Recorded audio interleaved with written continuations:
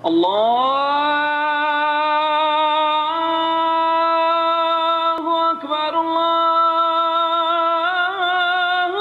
أكبر الله أكبر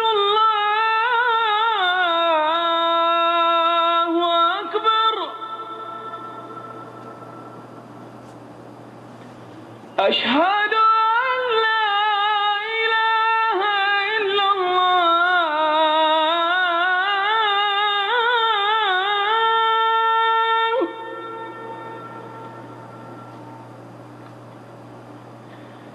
أشهد أن لا إله إلا الله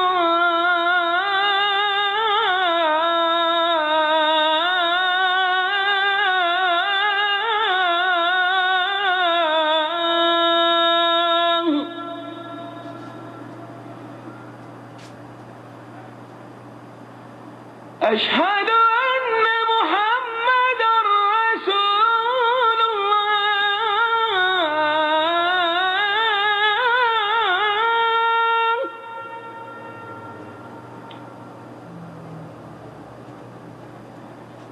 أشهد أن محمدا رسول الله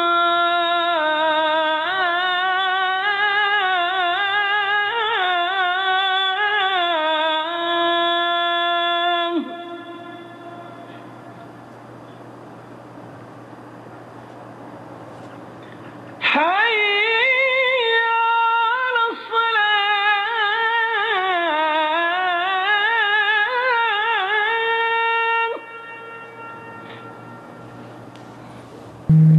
تھوڑی کم کر دیں۔ ان الحمد للہ نحمده ونستعینه ونستغفره ونعوذ باللہ من شرور انفسنا ومن سیئات اعمالنا من يهده الله فلا مضل له ومن يضلل فلا هادي له واشهد ان لا اله الا الله وحده لا شريك له واشهد ان محمدا عبده ورسوله أما بعد فإن خير الحديث كتاب الله وخير الهدي هدي محمد صلى الله عليه وسلم وشر الأمور محدثاتها وكل محدثة بدعة وكل بدعة ضلالة وكل ضلالة في النار رب اشرح لي صدري ويسر لي أمري واحلل عقدة من لساني يفقهوا قولي رب أعوذ بك من همزات الشياطين وأعوذ بك رب أن يحضرون السميع العليم من الشيطان الرجيم وقالت اليهود ليست النصارى على شيء وقالت النصارى ليست اليهود على شيء وهم يتلون الكتاب۔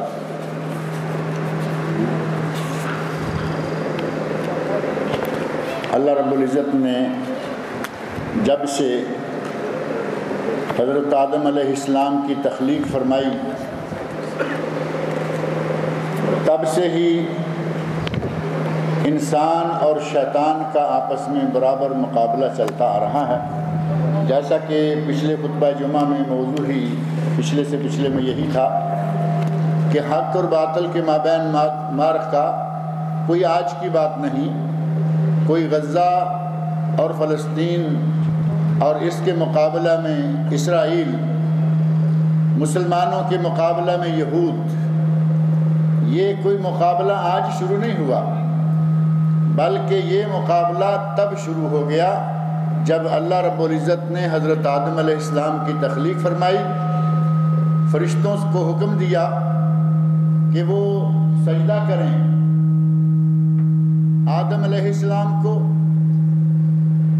اور تمام فرشتوں نے آدم علیہ السلام کو سجدہ کر دیا سوائے ابلیس کے، جیسا کہ یہ واقعہ سورۃ البقرہ اور قرآن کریم کے کئی دیگر مقامات پر بڑی تفصیل کے ساتھ موجود ہے۔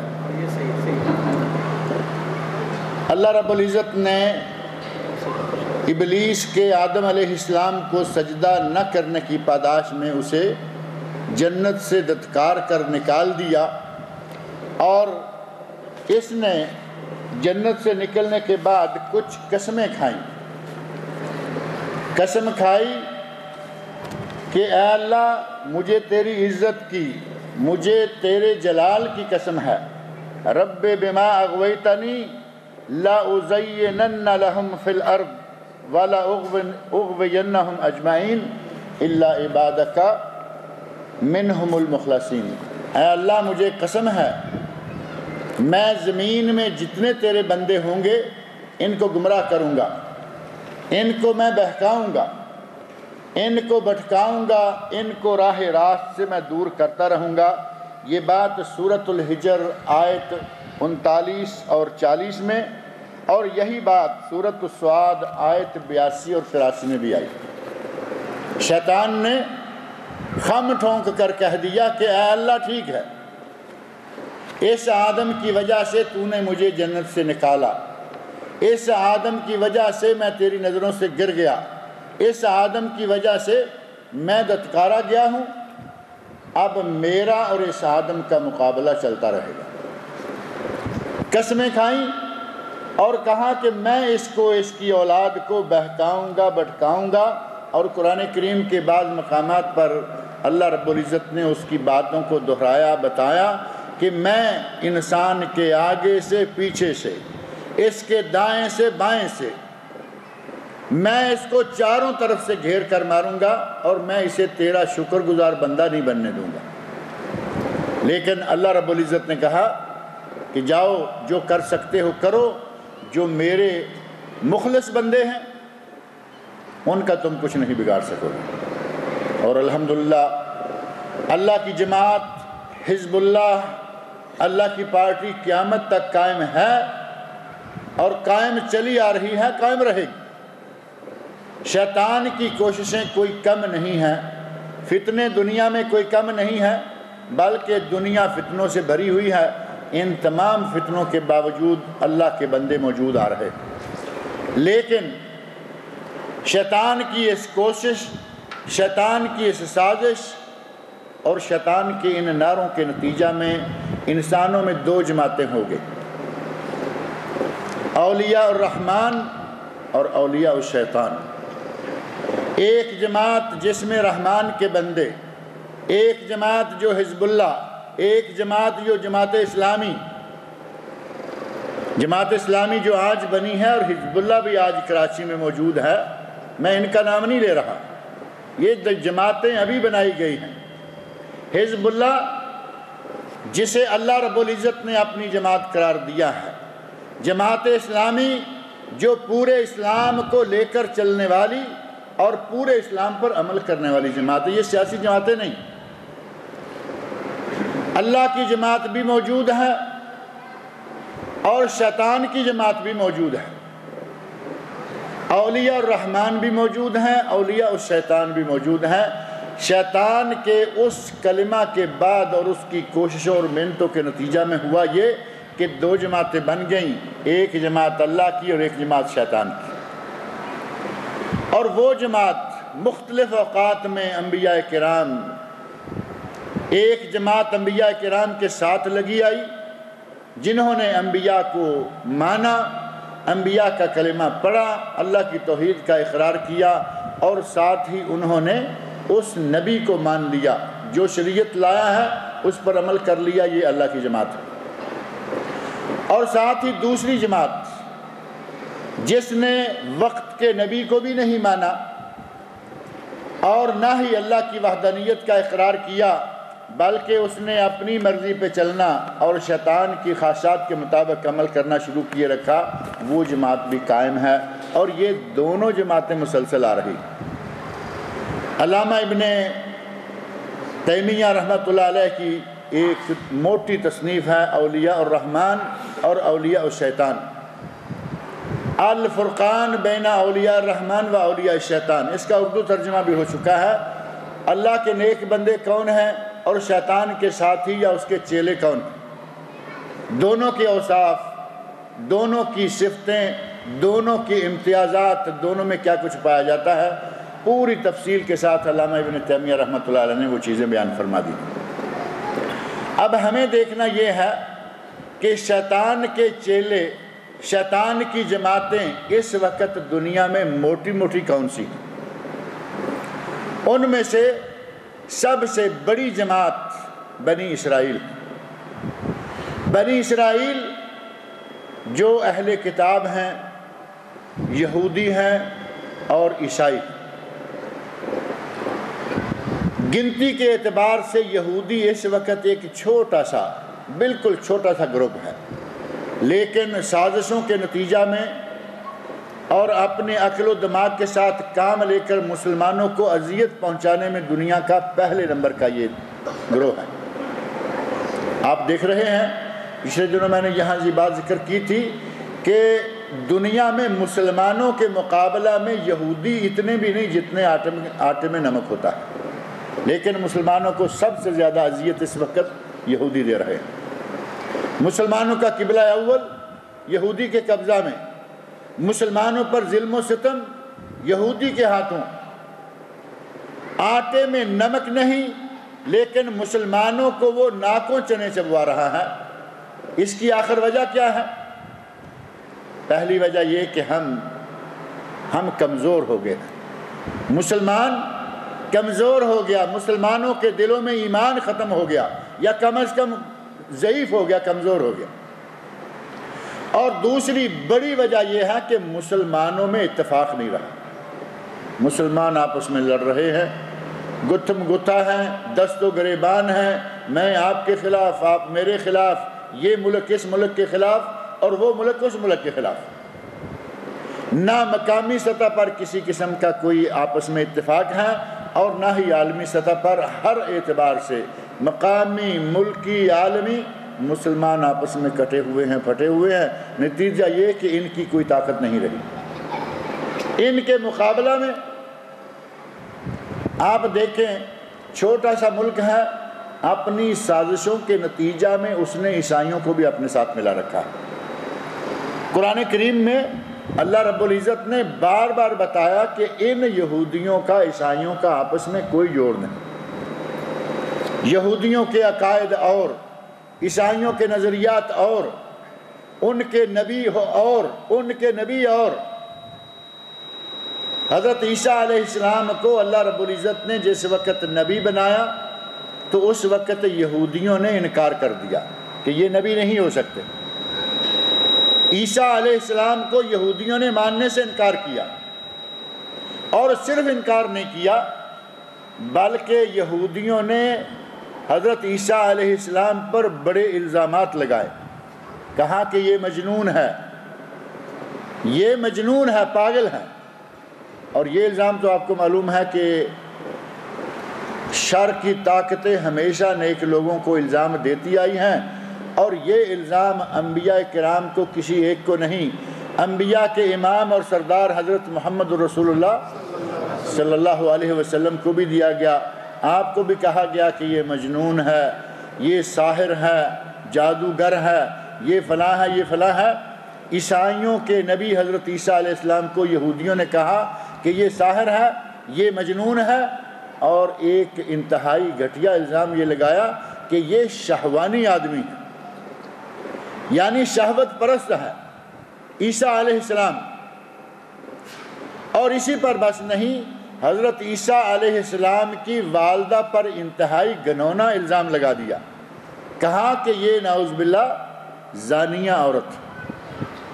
حضرت مریم جن کا تذکرہ قرآن کریم میں اللہ رب العزت نے فرمایا اور ان کی عصمت کے بارے میں قرآن نے آیات نازل فرمائی، ان کے بارے میں، مریم علیہ السلام کے بارے میں ان یہودیوں نے کہا کہ وہ زانیہ عورت۔ حضرت عیسیٰ علیہ السلام کو نہ صرف یہ کہ نبی نہیں مانا، نہ صرف یہ کہ انہوں نے مجنون کہا، ساحر کہا، نہ صرف یہ کہ شہوانی آدمی کہا، بلکہ جب عیسیٰ علیہ السلام کی والدہ کو زانیہ کہیں گے تو عیسیٰ علیہ السلام کو کیا مانیں گے؟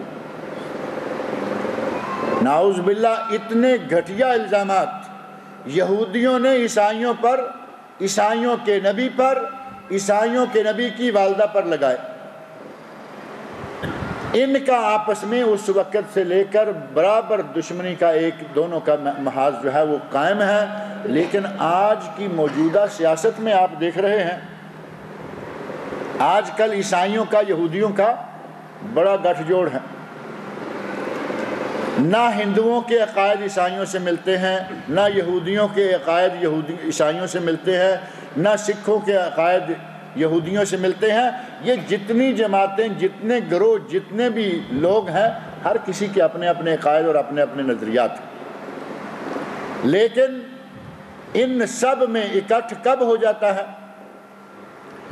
جب مسلمانوں کی باری آئے، مسلمانوں کے خلاف کچھ کرنا ہو، نہ یہودی رہتا ہے، نہ عیسائی رہتا ہے، نہ ہندو رہتا ہے، نہ سکھ رہتا ہے، بلکہ یہ سارے کے سارے مل کر مسلمانوں کے خلاف اٹھ جاتے ہیں۔ الکفر ملت واحدہ، کافر ایک ہی ملت ہیں، کافر ایک ہی قوم ہیں، اور وہ کافر ایک ہی قوم کس طرح بنتے ہیں کہ جب بھی مسلمانوں کے خلاف لڑنا ہے سارے اکٹھے ہو جاتے ہیں۔ آج بھی مسلمانوں کے خلاف عیسائی یہودی ایک ہیں۔ کل تک قرآن کریم نے یہ بتائی کہ یہ ایک دوسرے کو کہتے ہیں وقالت النصارى لیست الیہود علی شیء، یہودی عیسائی کہتے ہیں کہ یہودی کچھ بھی نہیں ہے۔ وقالت الیہود لیست النصارى علی شیء وہم یتلون الکتاب، یہ دونوں کتاب بھی پڑھتے ہیں، دونوں پر اللہ نے کتاب بھی نازل کی ہے، لیکن دونوں ایک دوسرے کو کچھ بھی نہیں سمجھتے۔ عیسائی کہتے ہیں یہودی باطل، یہودی کہتے ہیں عیسائی باطل، ایک دوسرے کے خلاف دونوں زبان درازیاں کرتے ہیں، آپس میں لڑتے رہتے ہیں، لیکن جیسے ہی موقع آتا ہے مسلمانوں کے خلاف ہتھیار اٹھانے کا تو پھر دونوں مل کر ایک اکٹھ جوڑ کے ساتھ کھڑے ہو جاتے ہیں۔ اور مسلمانوں کی بدقسمتی یہ کہ وہ عیسائی بھی مل جائیں یہودیوں کے ساتھ، جن کے نبی کو گالیاں دیں، جن کے نبی کی ماں کو گالیاں دیں، جن پر الزامات کی حد کیے رکھیں، جب مسلمانوں کے خلاف اٹھنے کی باری آئے تو وہ ایک ہو جائیں۔ اور مسلمان جن کا نبی ایک، جن کا قرآن ایک، جن کے قرآن کو بھیجنے والا، اس کائنات کو پیدا کرنے والا جن کا رب ایک، جن کی ہر چیز ایک ہے، وہ آپس میں اکٹھے ہو کر چلنے کے لیے تیار نہیں ہو رہے۔ اس کا نتیجہ ہے کہ آج مسلمان دنیا میں ملک میں کونے کونے میں عیسائیوں کے ہاتھوں، یہودیوں کے ہاتھوں پٹ رہا ہے، کیونکہ ان کا آپس میں اتحاد نہیں، اتفاق نہیں۔ ورنہ آپ جانتے ہیں کہ مسلمانوں کے ملک اس وقت 60 کے قریب ہو گئے، 58 ملک ہیں مسلمانوں کی۔ مسلمانوں کی آبادی 1.5 ارب، ساری دنیا کی آبادی کا 1/4 صرف مسلمان، 1/4 25% پوری دنیا میں صرف مسلمان، باقی 75% میں عیسائی ہیں، یہودی ہیں، ہندو ہیں، سکھ ہیں، بدھسٹ ہیں، فلاں ہیں، وہ تو کچھ بھی نہیں بچتے مسلمانوں کے مقابلہ میں۔ لیکن جب باری آتی ہے مسلمانوں کے خلاف کھڑے ہونے کی تو وہ سارے ایک ہو جاتے ہیں۔ اور مسلمان جن کو ایک رہنا چاہیے، جو اصلاً ایک ہیں، کتاب ایک، اللہ ایک اور رسول اللہ ایک، لیکن یہ مسلمان ایک نہیں ہوئے۔ مسلمان آپس میں لڑتے رہتے ہیں، جس کے نتیجہ میں عیسائی اور یہودی اکٹھے ہو کر ان کو ہمیشہ پریشان کیے رکھتے ہیں، حالانکہ وہ آپس میں کوئی اکٹھے نہیں ہیں۔ قرآن کریم میں اللہ رب العزت نے ان کی آپس کی عداوت کا تذکرہ فرمایا، اور ان کی عداوت بھی کوئی صرف کسی زمین کے ٹکڑے پر نہیں ہے، کسی معمولی سیاسی مسئلہ پر نہیں ہے۔ عیسائیوں اور یہودیوں کی عداوت آپس میں دینی عداوت ہے، ان کی آپس میں دینی دشمنی ہے، دینی طور پر وہ ایک دوسرے کو نہیں ملتے، لیکن مسلمانوں کے خلاف وہ سارے کے سارے اکٹھے ہو جاتے ہیں۔ آج کے دور میں، اس موجودہ وقت میں آپ دیکھیں کہ پوری دنیا کے کسی کونے پر جب عیسائیوں کا مسئلہ آتا ہے، یہودی ان کے ساتھ ہوتے ہیں۔ کسی کونے میں یہودیوں کا کوئی مسئلہ پیش آئے، عیسائی ان کے ساتھ ہوتے ہیں۔ لیکن کسی بھی کونے میں مسلمان چیختا رہے، چلاتا رہے، مسلمان اس کے پیچھے نہیں لگتے، مسلمان اس کے تعاون کے لیے اکٹھے نہیں ہوتے۔ حتیٰ کہ مسلمان اپنے نبی کی عصمت کے لیے، اپنے نبی کی شان میں گستاخی کرنے والوں کے لیے سارے مسلمان اکٹھے نہیں ہوتے۔ ابھی پچھلے دنوں جو واقعات پیش آتے رہے ہیں کہیں کارٹون کے واقعات، کہیں کسی چیز کے واقعات. کیا سمجھتے ہیں کہ ساری دنیا کے مسلمانوں نے مل کر اس کی مذمت کی؟ اپنی اپنی دنیا سب نے بسائی ہوئی ہے. کسی نے بائیکاٹ کیا کسی چیز کا، کسی نے کہا نہیں. ان دنوں یہ واقعات ہمارے سامنے آتے رہے. کسی نے کہا کہ ان ملکوں سے جو چیزیں آتی ہیں، عیسائیوں یہودیوں کے ملکوں سے، اس کا بائیکاٹ کر دیں. کئی لوگوں کے بارے میں یہ سنا گیا، کہتے ہیں کہ بائیکاٹ کیا کریں گے، ہمارے مسلمان ملکوں کی مرغی، اس کا لیگ پیس مریل سا ہوتا ہے، اور جو مرغی وہاں سے آتی ہے اس کا لیگ پیس موٹا ہوتا ہے. ہمارے یہاں تو مرغی کے لیگ پیس پر اپنے نبی کی عظمت کو قربان کرنے کے لیے لوگ تیار بیٹھے. ایک لیگ پیس کے لیے کہتے ہیں وہ ان کا لیگ پیس بہت موٹا ہوتا. یہ عالم جب مسلمان کا ہوگا تو عیسائی یہودی دونوں شر پسند قومیں جب وہ مل جائیں گی تو مسلمانوں کو کہاں کہاں نہ ماریں گی. اسی کا نتیجہ ہے کہ مسلمان آج کمزور ہو گئے، عیسائی اور یہودی آپس میں مل گئے، اور وہ ملک جو کل اتنا ہے کہ مسلمانوں کے پورے جسم کی انگلی کا پورا نہیں، آٹے میں نمک نہیں، آج پوری دنیا کے سامنے کھل کھلا کر مسلمانوں کو مار رہا ہے یا نہیں؟ فلسطین میں، غزہ میں مسلمانوں کے ساتھ کیا کیا گیا، اب یہ کسی سے پوشیدہ بات نہیں رہی. اور ساری دنیا نے، کافروں تک نے مل کر کہا کہ نہیں، یہ زیادتی ہو رہی ہے، یہ ظلم ہو رہا ہے، اس کو بند کیا جائے. اس کو وقتی طور پر بند کر دیا گیا، لیکن آپ سنتے ہیں کہ آج پھر حملہ ہوا، اتنے لوگ مارے گئے. 1 یا 2 دن گزرتا ہے، پھر جہاز آتا ہے، اتنے دن مارے گئے. یہ کیا ہے؟ یہ مسلمانوں نے اپنے ملکوں کے دفاع کے لیے کوئی ایسا انتظام نہیں کر رکھا. کہیں پاکستان پر حملہ ہو رہا ہے، امریکہ حملہ کرتا ہے، روز دوسرے دن ہوائی جہاز آتا ہے، بم گراتا ہے، چلا جاتا ہے. کبھی کچھ ہو رہا ہے، کسی ملک میں کچھ ہو رہا ہے. یہ مسلمانوں کے ایمان کی کمزوریاں، مسلمانوں میں عدم اتحاد، عدم اتفاق، بلکہ اختلافات، جھگڑوں کا نتیجہ، اور عیسائی اور یہودی کے گٹھ جوڑ کا نتیجہ.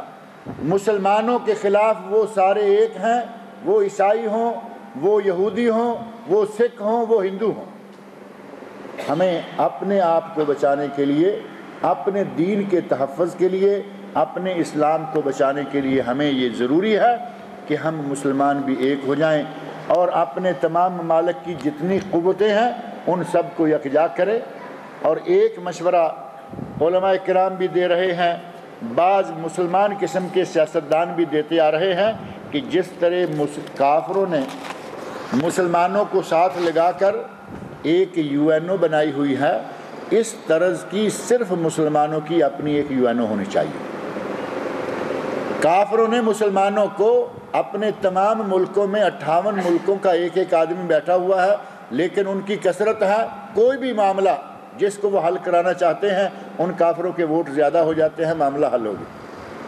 مسلمانوں کی وہاں کیا قیمت ہوگی؟ کبھی کبھار مذمت کے لیے قرارداد پیش کی، وہ بھی پاس نہیں ہوتی، صرف زبانی مذمت کے لیے.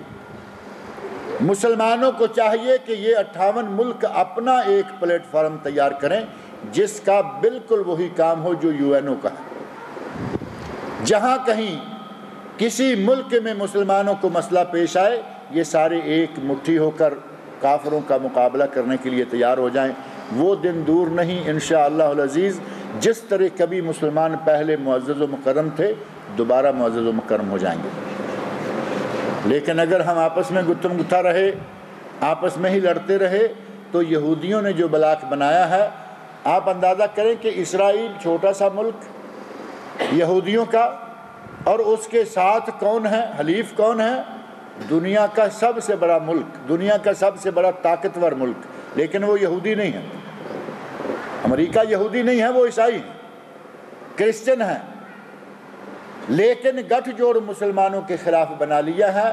اور انہیں لالچ یہ دیا گیا کہ عیسائیوں ہمارے ساتھ لگ جاؤ اور ہم مل کر یہاں سے مسلمانوں کا صفایا کریں، ان کا قبلہ اول یہاں سے ختم کریں، اور یہاں ہم اپنا مشترکہ کوئی قبلہ بنائیں، ہیکل سلیمانی تیار کریں. اس کے لیے ایک سازش رچا کر عیسائی یہودی ایک ہو گئے اور مسلمانوں کو وہاں سے بے دخل کرنے کی کوششیں کر رہے ہیں۔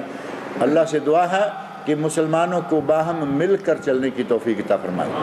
اللہ تعالیٰ مسلمانوں کو یہ توفیق دے کہ وہ اپنے قبلہ اول کو آزاد کروائیں۔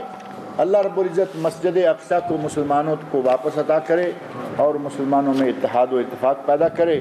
یہودیوں عیسائیوں کے جتنے بھی اتحاد بن رہے ہیں، اگر مسلمان مل جائیں تو انشاءاللہ وہ اتحاد کوئی حیثیت نہیں رکھتے۔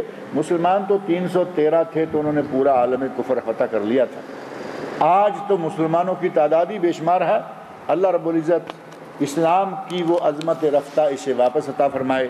اللہ تعالیٰ مجھے اور آپ سب لوگوں کو نیک عمل کی توفیق عطا فرمائے۔ محمد شارق صاحب نے لکھا ہے کہ ان کی اہلیہ کو ڈلیوری ہونے والی ہے، دعا کریں کہ اللہ رب العزت خیر و عافیت سے ان کو اولاد نیک عطا فرمائے۔ رخصتی سے پہلے ولیمہ کا کیا حکم ہے؟ ہمارے بنگلور کی طرف میں کسی شہر میں نکاح نہیں، عصر میں نکاح اور مغرب میں ولیمہ کر دیتے ہیں، یعنی رخصتی سے پہلے ہی ولیمہ۔ اصل میں ولیمہ رخصتی کے بعد ہے۔ نکاح عصر کے وقت ہو جائے یا نکاح ایک ہفتہ پہلے ہو جائے، نکاح ایک مہینہ پہلے ہو جائے، جس وقت رخصتی ہو جائے تو اس کے بعد ولیمہ شرعاً ضروری ہے، سنت ہے، اہم چیز ہے۔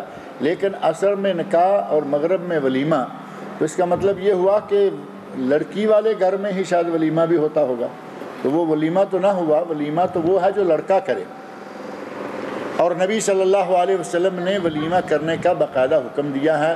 اولم ولو بشاتن، ولیمہ کرو چاہے ایک بکری ہی کیوں نہ ذبح کر کے لوگوں کو کھلاؤ۔ لیکن یہ معاملہ جو ہے مجھے نہیں لگتا کہ یہ لڑکے کی طرف سے ولیمہ ہوتا ہوگا، یہ ولیمہ بھی شاید لڑکی کی طرف سے۔ بنگلور ہندوستان میں جو جہیز کے لے دین کا معاملہ چل رہا ہے پورے ہندوستان میں، بلکہ پاکستان بھی اس کی وبا میں لپیٹ میں آ رہا ہے، وہاں جتنا لڑکی والوں پر بوجھ ڈالا جاتا ہے، کہیں یہ بکرے بھی تو لڑکی والوں کو نہیں ڈال دیے گئے کہ ولیمہ بھی انہیں سے لے لو، جاتے جاتے ان کے گھر سے فارغ ہو کے جاؤ۔ اپنے بیٹے کو اتنے مہنگے داموں بیچا جا رہا ہے کہ ولیمے کے آخری 2-1 بکرے جو ہیں وہ بھی لڑکی والوں سے لیے جا رہے ہیں۔ اس انداز سے ولیمہ صحیح نہیں ہے۔ رخصتی کے بعد لڑکا اپنے گھر میں ولیمہ کرے یا جہاں بھی رہ رہا ہے۔ نبی صلی اللہ علیہ وسلم نے سفر میں بھی اپنا ولیمہ کیا ہے، لیکن یہ کہ بیوی کو اپنے پاس لے کر، یعنی رخصتی لینے کے بعد بیوی اپنے پاس آ جائے، اگلے دن اس کا ولیمہ کیا جانا چاہیے۔ کیا نو مولود بچے کے کان میں اذان دینا جائز نہیں ہے؟ نو مولود بچے کے کان میں اذان دی جا سکتی ہے۔ اذان کے بارے میں جو روایات ملتی ہیں ان میں سے بعض کمزور ہیں، بعض کی سند کو امت اسلامیہ کے عمل کے ساتھ تقویت دیتے ہوئے علماء کرام نے لکھا ہے کہ بچے کے کان میں اذان کہی جا سکتی ہے، لیکن ایک کان میں اذان اور دوسرے میں اقامت، یہ حدیثیں ضعیف ہیں۔ ایک ہی صرف اذان کہے، بچے کو گود میں لے اور اس کے سامنے بلند آواز سے اذان کہہ دیں، اتنے کی گنجائش ہے، لیکن دائیں میں اذان بائیں میں اقامت جیسا کہ مروج ہے، اس موضوع کی احادیث جو ہیں وہ ضعیف ہیں۔ دوسری رکعت کے قعدہ کے بعد رفع دین کرنا ہے، اگر دوسری رکعت میں قعدہ نہیں ملے تو رفع دین کب کیا جائے؟ ایک تو رفع دین ہے تکبیر تحریمہ کے ساتھ، ایک رفع دین ہے رکوع سے پہلے اور رکوع کے بعد، 3 جگہ یہ، اور تیسری رکعت کے لیے اٹھ کر جب ہاتھ باندھنے لگیں تو اس وقت بھی رفع دین ہے۔ اور تیسری رکعت نہ ہو، اگر کوئی آیا اسے آتے ہی 1 رکعت مل گئی اور قعدہ ہو گیا، قعدے کے بعد اٹھا، اس کی رکعت تو دوسری ہے، لیکن چونکہ قعدے کے بعد اٹھا ہے اب ہاتھ باندھنے سے پہلے دوبارہ رفع دین کرے۔ اس طرح اس کی رفع دین جو ہے وہ ہر قعدہ کے بعد ہوگی، چاہے وہ رکعت 1 ہو یا 2 ہو یا 3 ہو۔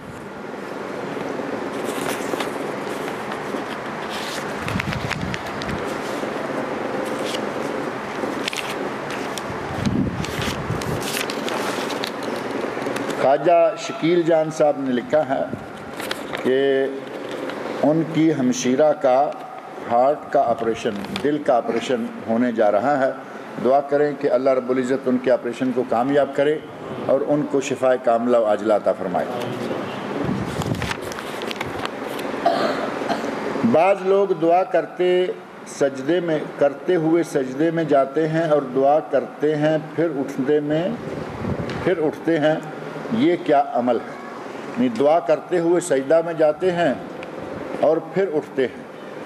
صرف دعا مانگنے کے لیے سجدہ کرنا میری نظر سے ایسا کوئی عمل نہیں گزرا، لیکن اگر کوئی 2 رکعت نماز پڑھتا ہے، قیام اور قومہ سے فارغ ہو کر اللہ اکبر کہتے ہوئے سجدہ جاتا ہے، سجدے میں وہ جتنی چاہے دعائیں مانگے۔ صحیح مسلم میں حدیث ہے، نبی صلی اللہ علیہ وسلم ارشاد فرماتے ہیں اقرب ما یکون العبد من ربہ وہو ساجد، بندہ اپنے رب کے قریب ترین اس وقت ہوتا ہے جس وقت وہ سجدے کی حالت میں ہوتا ہے۔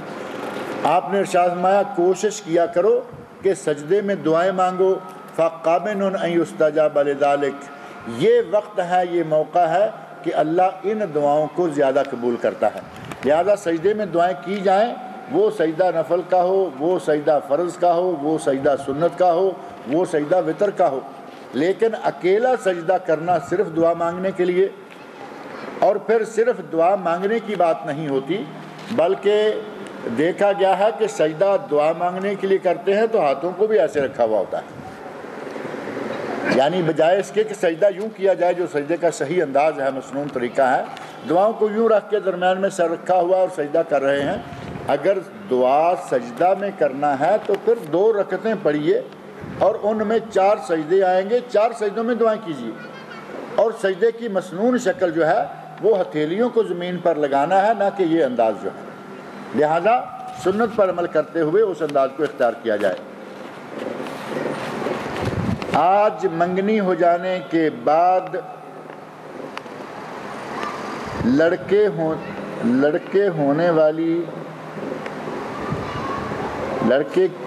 ہونے والی بیوی سے فون پر بات کرتے ہیں، یعنی منگنی ہو جانے کے بعد نوجوان جو ہیں وہ اپنی منگیتر سے بات کرتے ہیں، کیا بات کر سکتے ہیں؟ بھائی لڑکی سے منگنی کرنے کے دن لڑکی کو دیکھنا بھی جائز ہے اور بات کرنا بھی جائز ہے، لیکن منگنی کے دن ایک مرتبہ ایک نظر، یہ نہیں کہ منگنی ہوئی اور رسہ کھل گیا، اب یہ سینما بھی جا رہے ہیں، بازار بھی جا رہے ہیں، ہوٹلوں میں بھی جا رہے ہیں، بدماشی کی تمام شکلیں مکمل کرنے کے بعد پھر یہ رخصتی کا موقع آتا ہے، اور آپ کے علم میں ہے کہ ایسے بہت سارے جوڑے ہیں جو بدکاری میں داخل ہو چکے ہوتے ہیں، جبکہ منگنی نکاح نہیں ہے، منگنی صرف اجازت ہے کہ ہمیں آپ کی یہ بیٹی چاہیے، لیکن جب تک نکاح نہیں ہوگا اس وقت تک یہ سینمے، یہ بازار، یہ مارکیٹنگ، یہ ہوٹل، یہ سارا کا سارا شرعاً منع ہے، ناجائز ہے۔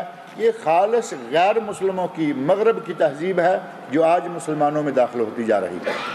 ہمیں چاہیے کہ اپنے بیٹیوں کو اسلامی تعلیمات سے مزین کریں اور ان کو سمجھائیں کہ نکاح کے وقت لڑکا بیوی کو، جس کی ہونے والی بیوی ہے، منگیتر ہے، اس کو دیکھ سکتا ہے، لیکن ایک نظر دیکھ لے، کوئی ایک آدھ سوال پوچھ لے، یہ کوئی 1 گھنٹے کا انٹرویو بھی لینے کی اجازت نہیں ہے، سوال پوچھ لے، پتہ چلے کہ ٹھیک ہے اس کی زبان کام کرتی ہے، شکل دیکھ لے کہ یہ گورے رنگ کی ہے یا کالی ہے، اتنا بھی پتہ چل جائے گا کہ لمبی ہے یا ناٹی ہے، اس کے علاوہ اس کو اجازت نہیں ہے کہ 1 گھنٹہ اکیلے میں بٹھا کے، ساتھ میں محرم ہونا چاہیے، لڑکی کا باپ ہو، لڑکی کا بھائی ہو، لڑکی کا ماموں ہو، لڑکی کا چچا ہو، کوئی محرم ساتھ ہونا چاہیے۔ اکیلے میں الگ تھلگ ملنے کی لڑکی کو اجازت نہیں ہے، چاہے منگنی ہو ہی کیوں نہ چکی ہو۔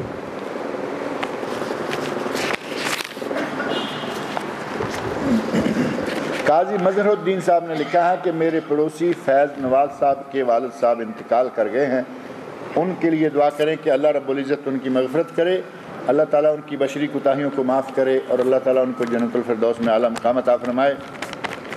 ہمارے استاد بھی ہیں اور ہمارے دوست بھی تھے، میں پہلی کلاس میں پڑھتا تھا اور وہ آخری کلاس میں تھے، اور اگلے سال وہ اسی جامعہ میں اسی یونیورسٹی میں ایز اے ٹیچر کام کرنے لگے، اور میں نے ان سے پڑھا بھی، میرے دوست بھی ہیں، استاد بھی ہیں، اور وہ پچھلے ہفتے فوت ہو گئے ہیں۔ حافظ عبدالستار حسن صاحب رحمۃ اللہ علیہ، ان کے لیے دعا کریں کہ اللہ تعالیٰ ان کی مغفرت کرے، اللہ تعالیٰ ان کی بشری کوتاہیوں کو معاف کرے، اور اللہ تعالیٰ ان کو جنت الفردوس میں اعلیٰ مقام عطا فرمائے۔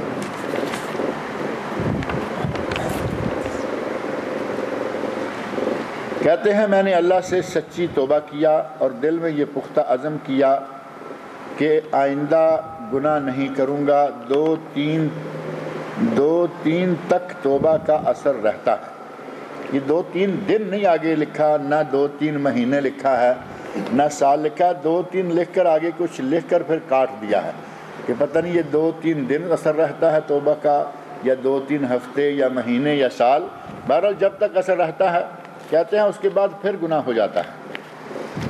پھر رو رو کے سچے دل سے توبہ کرتا ہوں، نادم بھی ہوتا ہوں، آئندہ کے لیے عہد بھی کرتا ہوں کہ گناہ نہیں کروں گا، لیکن پھر چند دن کے بعد گناہ ہو جاتا ہے۔ اس لیے میں آپ کو اللہ کی قسم کھا کر کہتا ہوں کہ میں انتہائی پریشان ہوں۔ بعض مرتبہ وسوسے آ جاتے ہیں، مایوسی اور نا امیدی کے وسوسے آتے ہیں۔ مایوس تو نہیں ہوا، مایوسی کفر ہے، بڑی مہربانی میری رہنمائی فرمائیں۔ روزہ رکھ کر، یہ پتہ نہیں کچھ اور رکھ کر لکھا ہے، بینک سے پیسے لیتے ہیں، کیا یہ بھی سود ہے؟